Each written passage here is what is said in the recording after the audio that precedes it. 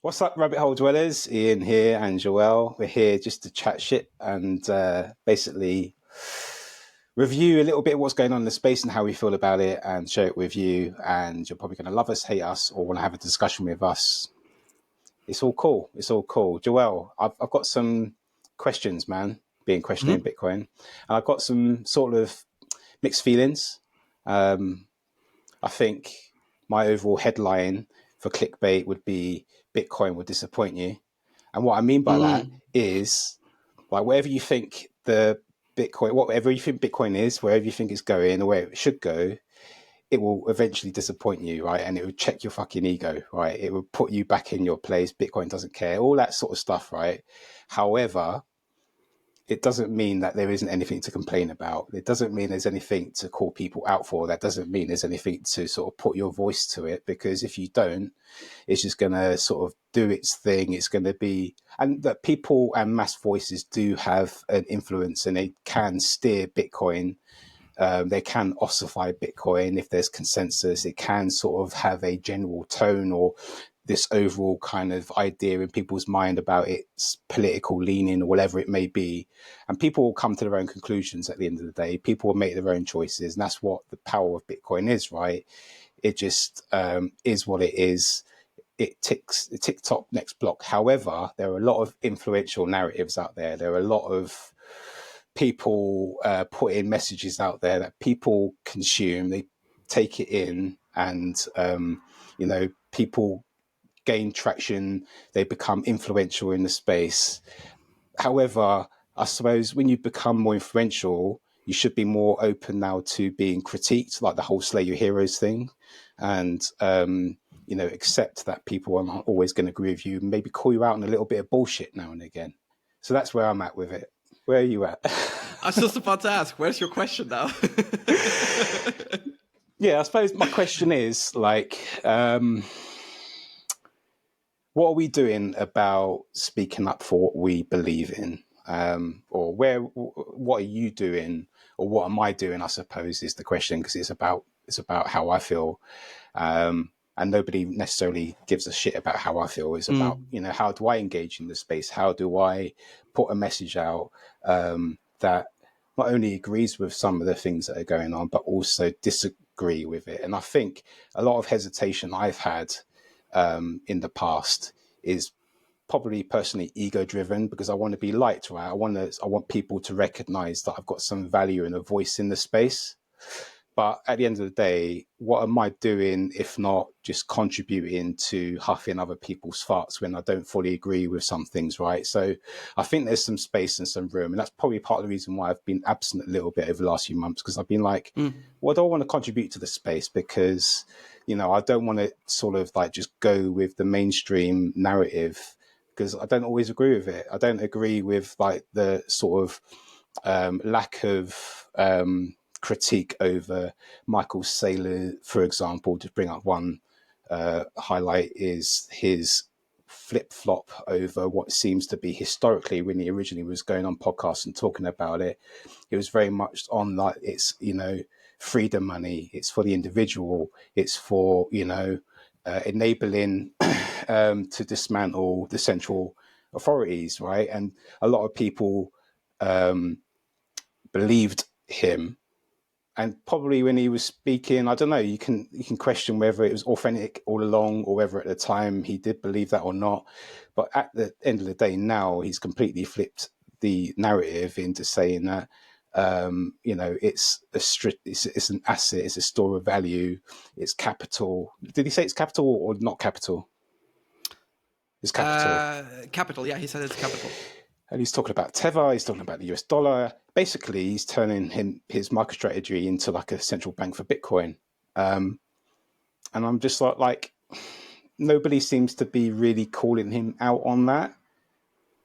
And I suppose that's why I'm here now, is saying it out loud. And maybe people will be like, actually, yeah, we're not actually calling people out the way we probably need to a bit more, because if we just allow these things to continue and we don't say anything, then we're just as complicit. You know what I mean? So anyways. I don't want to take the whole show, Joel. What do you think? No, I think I have similar feelings. So on the whole thing, why you had your hiatus and you were away, I think we are in the cycle of the bull season now where it's getting really crazy. Just before we hit Yeah, record, I've actually seen a post on X where someone went like, "Oh, 100K this time feels different." And we did cross the 100K again at the time of recording this. Who knows? yeah, Maybe yeah, if I release it tomorrow, it will be at like 90K. Like it's really been bonkers how yeah, high the volatility has been. yeah, And these are usually signals for me where I go, I may have added more to the conversation entirely in the community back in the days, but now I'm just like, all right, I think it's time to like take a step back and just be more in like an observatory mode. I obviously have to engage because of my job. I also have to take in all of these news and all of these announcements and stuff. But I would definitely say it's a time where I like to like get back, lean back a bit, and take my time and really think about what I want to get out of Bitcoin. And to me personally, it is still the best savings tool on the market. So yes, it is a store of yeah. value. That's It is, yeah. definitely the case. But I define having Bitcoin as a store of value in my own custody. Like I don't trust a custodian like Coinbase or anyone, which is also another key topic point now. Suddenly, people are very interested in actually telling newbies to get in with a custody partner instead of holding your own funds. So there's a lot of that stuff going on. And then in terms of the whole Saylor thing, if I understand it correctly, and again, I'm not like a Wall Street analyst or anything like this, um, his plan works as long as Bitcoin is basically also performing well. And once it's not performing well, he has a certain price threshold. Last time I checked, I think it's between 17 and 28K per Bitcoin, where he could get in trouble with this whole debt that is then maturing. And just generally speaking, the first wave of that capital raises he did, where the debt that he issues is actually maturing, I think, in 27. He would then have to figure out a way if people are getting on board again or if there are going to be cash outs, whatever it is. So this is where I kind of go like, what if the strategy goes wrong? And having the cockiness by a lot of Bitcoiners to say like, oh, there's no second best asset, so MicroStrategy is doing the same thing. This is where I just go like, well, but there are still humans involved in MicroStrategy and egos at play, and at one point someone will fuck up. Or the completely different way. What if like the custodian Coinbase rocks them? You also have to think about that danger. So there's a lot of like misconceptions and a lot of like praising to these individuals where I think like, it's okay to have like idols or something or admire what MicroStrategy has done. I mean, the strategy has worked perfectly if you're a MicroStrategy shareholder.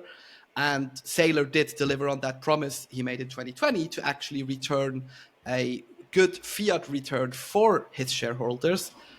But we as Bitcoiners should be just a little bit more curious to question the motives behind it, and like, do we really want to have like the guy always on the same TV stations being a voice for Bitcoin, or would we rather maybe have Bitcoin companies, other individuals, or even shows like this one who also are adding a benefit to the whole adoption thing? So it's a very weird time for me. I'm honestly highly speculative of if there's not going to be what will you call that? Like an over promise and under delivering by a Sailor. But then again, if it does and Bitcoin somehow shakes him out, maybe that's also a good ego check for him. So, I'm sort of between these lines there where I go like, it was a smart business strategy and technically understood the value propositions of Bitcoin, but it kind of gets into the whole, I'm the best, I'm the brightest, and I'm just going to do it as long as I can with a little bit too much ego for my taste. And a lot of people get sucked into that. Yeah, there is a lot of ego. And I suppose we as individuals, anyone out there as well, listening, watching this, we have to check our ego, right? And for me, that's the whole fundamental sort of foundation Mm-hmm. that Bitcoin has taught me is like, check yourself, slay your heroes. Yeah, you're saying about remain curious, but about Saylor and MicroStrategy, but also skeptical and critical, like, and sort of like make your voice known, because we are all Bitcoin, right? We all got a part to play in this. If you're a node runner, if you're sort of contributing into the space, you're putting out a signal, mainly, born from your own ego. But I want to be, I want to do that responsibly. But Mm-hmm. I don't want to, necessarily be laissez-faire with facts without actually understanding them first. And if I've misunderstood it, I want to be able to acknowledge I've maybe got it wrong or I've changed my mind. But you get this kind of you get a lot of people repeating the same message that they have repeated for a long Mm. time now. And these things, that they are repeating do remain true for as long as they keep saying it. But I do wonder at the same time whether or not they've just got themselves stuck into repeating a message without then exploring other things that could actually slightly change their message at the same time. Mm. And I don't know, I got a little bit of, I got annoyed about this Saylor 100K party because it just seemed like watching fucking the 1% or like government out there, whining and dining with silver service and like the best fucking red carpet garms walking down, and sort of like enjoying the moment of Bitcoin. And it was just very much celebritizing, and it was like this display of wealth, which, it's very fiat. It was very fiat, and it was like a Hollywood sort of thing. And you got the likes of people who are on their own podcasts talking about things like Bitcoin being the silent revolution and saying it's for freedom, and defund the banks. But they're at that party hosting interviews with people and participating in the party that represents a representation of something that it would seem I thought that they were talking against. And it makes me then now question their credibility and authenticity when they're saying things like that in Mm. any future podcasts. And it makes me think, hold on, is this your price to sort of now celebritize yourself to then sort of become part of the Sailor, circle jerk? And, it makes me think, actually, do you know what?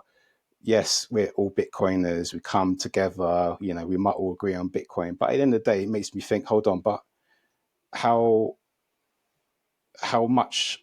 What's it going to take for you to sort of like sell your soul a little bit to, or ignore your values and your fundamentals to participate in popularity? Does that Yeah, make sense? it does. And to me, so I've had friends who were at that party, who were invited, and they told me in advance. And again, with sort of a libertarian mindset, I go like, well, if you enjoy that time over there, great. I kind of had a little bit of like a cringe feeling when I saw the pictures. But then generally, I have to say, I don't really like New Year's parties. Like, I also celebrated New Year's with a couple of friends. We had nice dinner, and we enjoyed talking until like 3 a.m. or something into the new year. Mm, So it's not something I celebrate big time, like, for example, Christmas or whatever. Um, However, it kind of felt like you guys have to sort of show off for being at this party. And then at the same time, I felt sad that, like, I mean, I do like Bitcoin. I work every day in it and stuff. But I'm glad when I could close my work laptop and, don't have to check the news or stuff again, because, again, I do it the next day naturally. And I also mm, want to enjoy other interests I have in life. So it kind of felt like Bitcoin becomes this thing of their whole identification. And mm, this is where I then understand a lot of people from the outside who go like, well, it looks like a cult, because that's what cults actually also do. Think of like Scientology. You're all for that church, one message behind it, and you're not going to change that.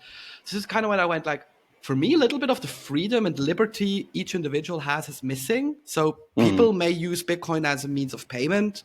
They may be interested in scaling solutions. They may be interested in as a store of value, or just simply part of their portfolio. And it kind of felt like everyone was hyping the price and just Bitcoin being the best performing asset in 2024, which it was, or one of the yeah. best. And rather not what it means to everyone else. So that's sort of my key takeaways from it. And just generally speaking, it looked quite cringe. So that's my 2 cents on it. Yeah, yeah, yeah. And that part of me thinks that, hey, we should celebrate success. Like we should have, Yeah, we should sure. celebrate an achievement, a milestone, whatever you want I to went call for a it. steak dinner, a very expensive steak dinner with two of my friends here in Vienna when Bitcoin did hit 100K. And we said, if Yeah. that's going to happen, that's like a once in a lifetime thing. We believed back Mm, then. Now we do hit it on a multiple occasion. We're going to yeah. celebrate with a nice steak dinner and then go for some cocktails. But that was a celebratory thing in our group. And we're not going to do it because it's like New Year's and Bitcoin and these kind of things. So, yeah, it's cool to see that they Mm. celebrate, but Yeah, but yeah, at the same time, it gave off these great Gatsby vibes. You know what I mean? it did actually, Yeah. yeah. That's what I mean. It was like very kind of like glitzy, like I Hmm. don't know, it was very fiat. But I'm just trying to channel Jeff Booth energy right now, right? When I was saying about, oh, we need to celebrate achievements, like celebrating a fiat price on Bitcoin. Is that an achievement? Because you're thinking in fiat terms there, right? You're not, is that, and I think like Bitcoin's become very Americanized at the moment. It's got a very much Mm. American identity at the moment. There's potential nation state adoption. And I think a lot of people are ignoring the many of the weird things that are being said by the president elect and his crew, and the things that they're participating in the fiat economy and the funding of the wars still, and participating in fiat politics, and they're kind of like discounting or ignoring, actually this is still just another politician who is still doing what politicians do. They've still got a money printer. They've still got ways to sort of like dominate power and influence over us plebs in the world, and we should still hold them to account and just not just Mm. completely forget that we're not over any hill here. We're just, Yeah. at a stage where people are, nation states are recognizing the power in Bitcoin. And we've Hmm. got to be very careful about following the shepherd of Trump and his crew, without sort of holding him to account and sort of actually stacking sats ourselves and knowing our own Mm. sovereign power that we've got and voice because we own Bitcoin. We don't need necessarily to sort of, follow because we've opted out essentially, Yeah. right? So Yeah. And especially with the reserve, I find it a little bit of a blessing and then a curse. So the good thing I see from it is obviously in terms of like getting eyes on Bitcoin, that helps massively. of course, yeah, If you look at it from a fiat perspective, it will most likely drive the price as well, at least in fiat terms. However, like you said, it's not going to happen overnight. So I see stuff by like Dennis Porter saying like, "Oh, it will happen in the first 30 days." From a legislation standpoint, this is actually quite hard to implement.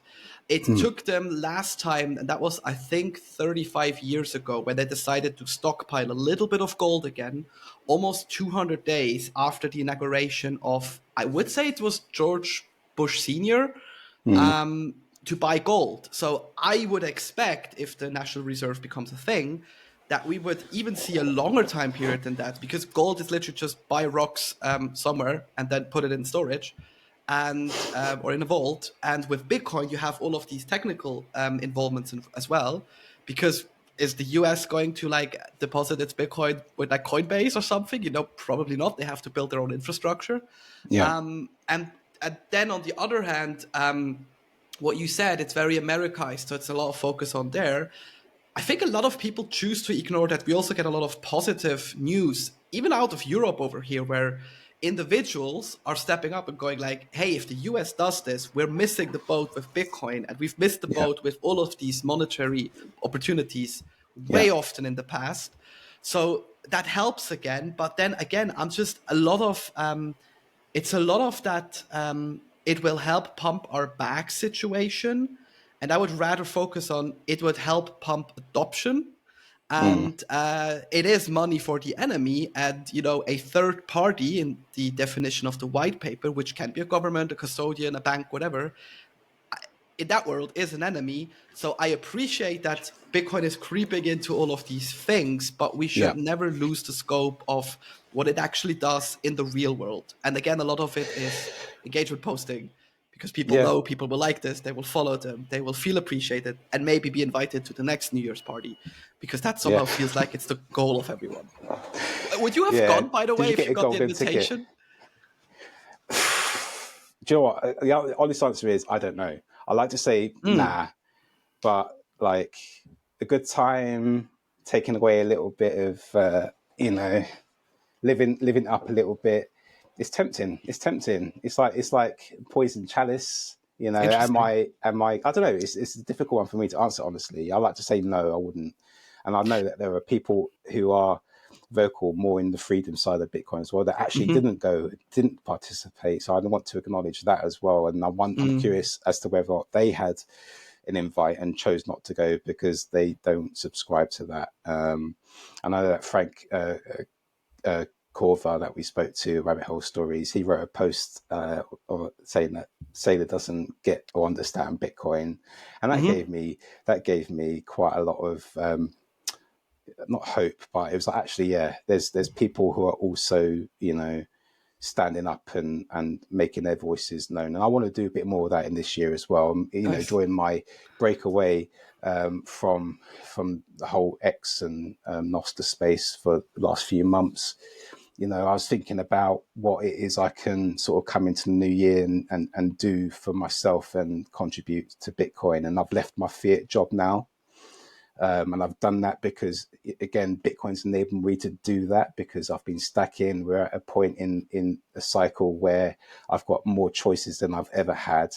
And I've got to, and I know I've got to sell a little bit of it, but I'm doing that in order to think long term, to sort of build my own stuff. Like I want to build a whole curriculum. I want to sort of teach my community about the value of Bitcoin. I want to sort of maybe put more content out there and talk about what's going on in Britain in politics and sort of look and critique that through a Bitcoin lens. So I want to sort of like step up and not having a fiat job and a steady income puts pressure on me and incentivizes me to think about what value I can put out there to monetize, to sort of like stack more sats, right? So it's a small sacrifice for a long term, hopefully, gain and getting a bigger signal out there to a wider group that I haven't had the time to do before in a Mm. fiat mind job because I'm tied down to a place at a time for hours at end, and I can't really sort of spread my wings to sort of do that. So,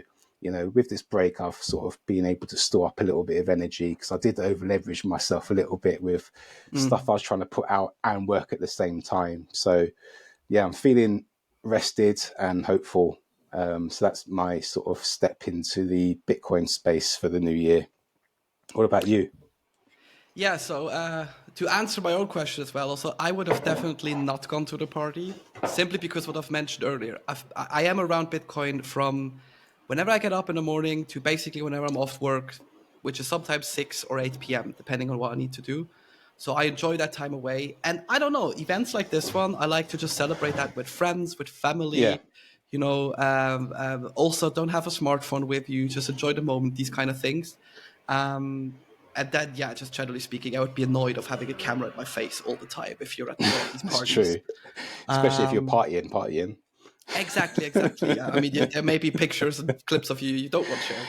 Yeah. Um, what keeps me optimistic for this year as well? I would say because Bitcoin celebrated its Sweet 16, a couple of days ago. It's getting into its teenage years and it's maturing, and you do see this with the nation states and these kind of things, and the Wall Street world with its own weird version of Bitcoin. So I think we will have probably more discussions like this one because I see it at least in my personal community. A lot of my friends who've been highly skeptical, they now Mm. it's too good to admit now that they missed the boat. So at 100K, they have to tell. So that's why I'm not too mad about the fiat price. It's like it's an Yeah, indicator yeah. for when people get in. That's true. And they go like, well, okay, it might be good under certain circumstances, but this, that, these things. So I think we will have more of these debates, which I look forward to. Yeah, yeah. And who knows? Maybe we will actually get someone who, on a larger scale, would be stacking sats for their company, their country, but who would be highly skeptical. Like I would love to have the anti-Saylor, sort of not always super bullish, not posting AI generated Bitcoin images, Yeah, they're but still annoying. being a Bitcoiner, and going like, I'm in it for the good Yeah, run, yeah, yeah. guys. But like we have to address these points which we are fighting. So I think we'll see that in 25 a bit. Mate, these AI on that point, these AI images by Saylor, and sometimes I look at it as like, mate, you got a fucking ego and a half, man, because he's like got himself in like this gold armor And he with does them all angel himself, by wings, the way. and I'm like, mate, yeah, yes, maybe your ego is run away with you, but you know that's the whole sort of critique. And I remember you way back when we were like first starting this podcast. Fucking, we've been going for a while now, Joy. You know. Yeah, over 2 years now. Yeah, and I know we did like is Sailor good for Bitcoin. So I like to think that we've sort of questioned and kept that sort of open for discussion about Sailor, right? And I think we need to deserve a pat on the back with that because we haven't just sort of like followed him blindly down a path and stuff. So maybe that's something that we've always had here. Yeah, that's true. That's true. I just as our tagline says, stay curious. Exactly. Yeah. I actually had a very good friend of mine lastly said something. He's also a journalist, and he went, "You realize we journalists are actually the biggest conspiracy theorists because we always put up a conspiracy into the room, and whether you have good sources or not, you're trying to either disprove it or prove it, and you work through all of these." Like rabbit hole moments, like, oh, holy shit, Yeah. this is good, this is bad, whatever it is. And I think that happens a lot more in Bitcoin than we anticipate, but maybe people are not courageous enough to speak out on it. That's what we're doing today. We're kind of giving our perspective here. Yeah, we're cancelling ourselves. Yeah. Hashtag cancelled. It's fun to be cancelled.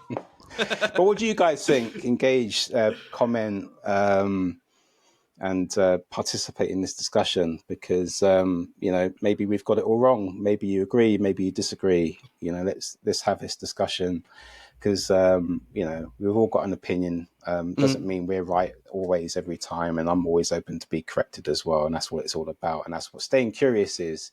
So if you've listened to this, Happy New Year.